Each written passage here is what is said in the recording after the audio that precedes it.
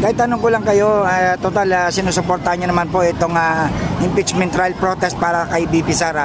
Ano po ang opinion niyo na medyo parang inaharang na po yung impeachment trial? Mukha yatang nagne-negative pa na mag 50-50 pa na may upuan ito. Ano po ang opinion niyo dito kung sakasakaling ito ay hindi nila maupuan?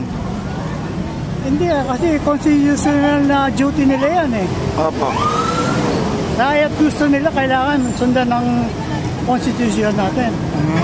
Nakalagay dun eh.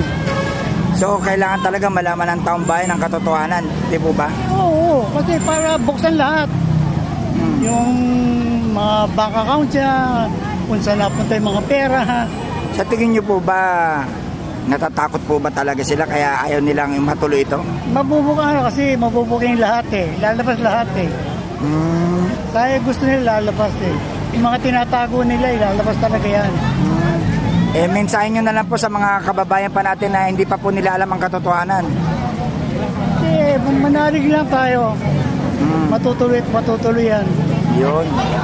Maraming salamat po, Tay. Thank you.